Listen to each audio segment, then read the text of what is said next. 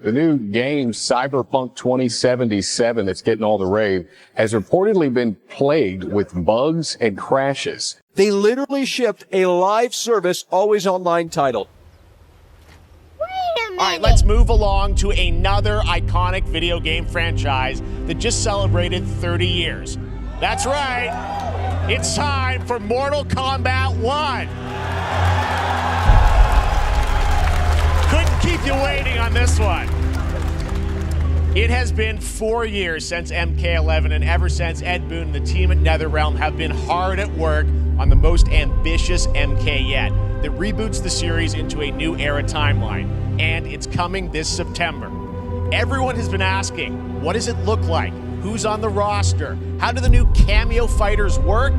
Well, now it is time for combat. No spoilers, but this video is literally insane. Here is an extended first look at the story, gameplay, and yes, of course, the fatalities of Mortal Kombat 1. Let's do it!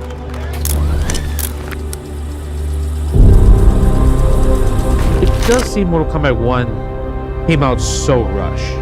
Because out of nowhere, they're like, oh yeah, this game's coming out in September after seeing the Mortal Kombat trailer. And I'm like, wait, what? That's like 5 months from now, right? So like, it's like, it just seemed like there was no build-up. It was like, oh yeah, we're releasing Mortal Kombat 1, by the way. It does seem like it's maybe like an 80% product. I paid $110 for this game, right? For an incomplete game, right?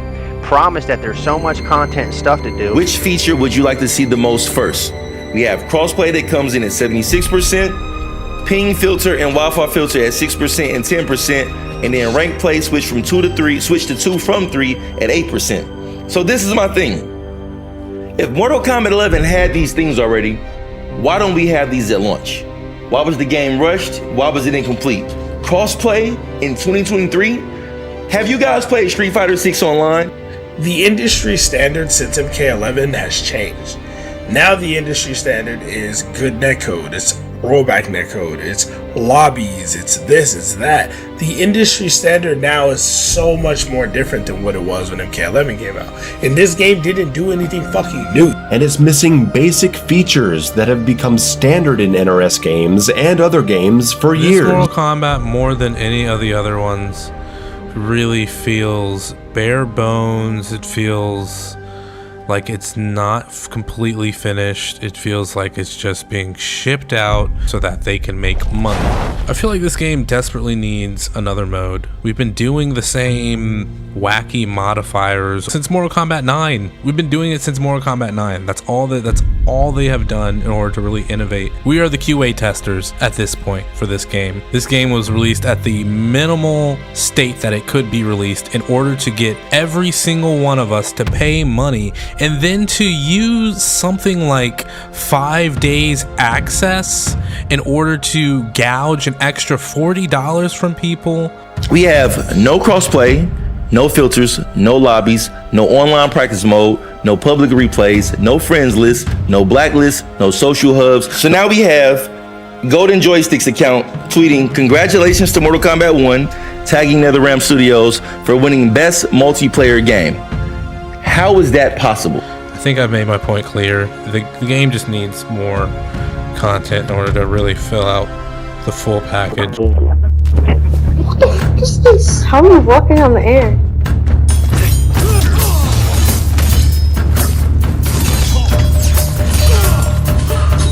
Whoa! What the heck was that? Okay. What the heck? What? With MK1, the lobbies, the King of the Hills, are usually broken. We got J-Kun on Reiko, and we have Young on Raiden. Raiden, yeah. It's a matchup you've seen already. It was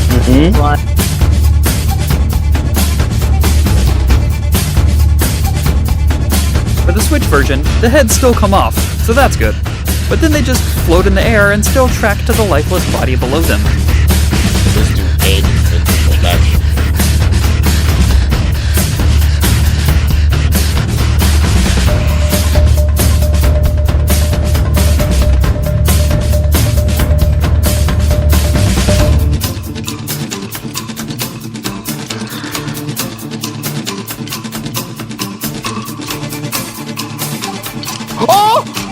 game is broken! I put B-roll up of actual gameplay captured off of my Nintendo Switch. Now, I've made some TikToks and people think that I've doctored this footage in some way, but this is how it looks on my Nintendo Switch. I knew the resolution was going to be horrible, but it is probably worse than I was expecting. Desync.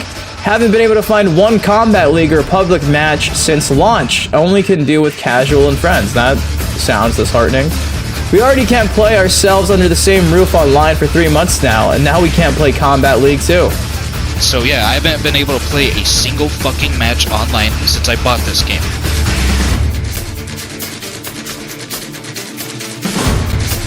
Casting a shadow on it. Oh!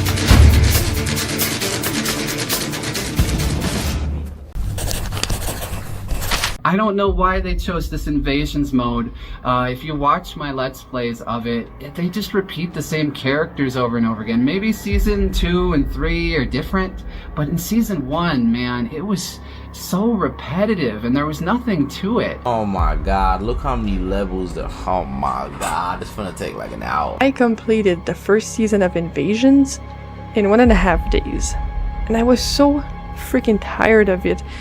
By the end, there is nothing groundbreaking. It's just literally a grind simulator, and it is way worse than the towers in it. I feel like I'm just wandering around Nevada desert, and there's nothing to me that says Mortal Kombat while I stroll around in an area that I don't even have a free camera to move around and look around freely. So you can imagine Invasion Mode as a board game that is about as big as, you know, a few city blocks, like in New York or something like that.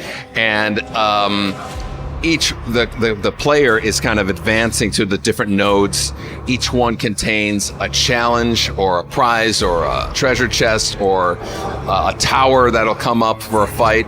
And the player progresses through it, going through all of these mesas, basically, which is each one is a gigantic board.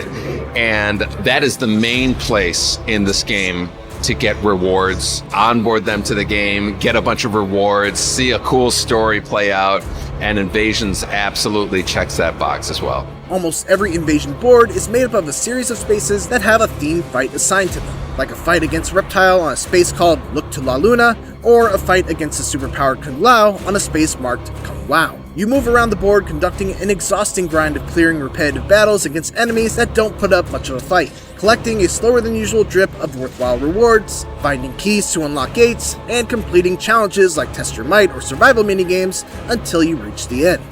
Every character and cameo has a damage type, with a complicated type advantage and disadvantage chart. There are talismans that can be upgraded to provide a variety of different status bonuses, and relics that frequently come with both the positive and negative bonus to weigh against each other.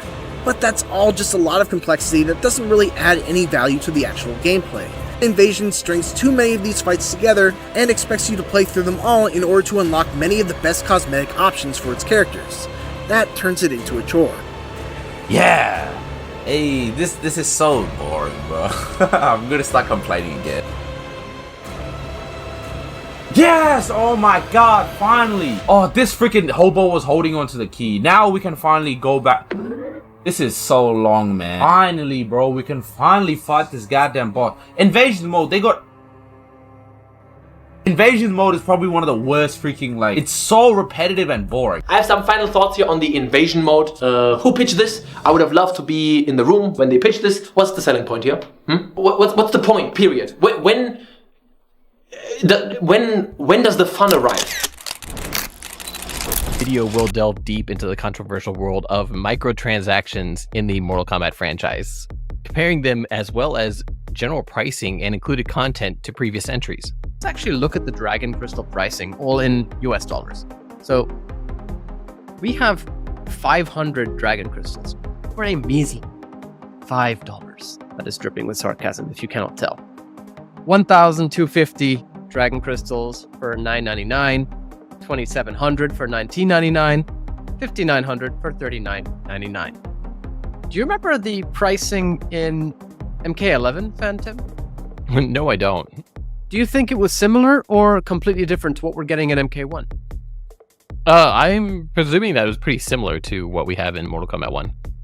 Very similar, actually. So Both of them have 500 crystals for $4.99, but it then sort of decreases in the amount it gives you in MK11 compared to MK1, with 1150 for $9.99 rather than $12.50, 2500 instead of 2700 for $19.99, and 5600 instead of 5900 for $39.99. So wait, these are extremely similar numbers. Aren't you actually getting more dragon crystals than you're getting time crystals for the same price? Sure, yes, but that's leaving out a very, very important comparison, which is the actual pricing of the purchasable items. MK11's time crystal store, as far as I remember, was actually much cheaper, and I would argue less predatory. Like, yes, we did talk about it at the time, but it was not on the same scale as people are doing so now with MK1. You might be getting more crystals for the same price in MK1, but you can actually buy less with that larger amount.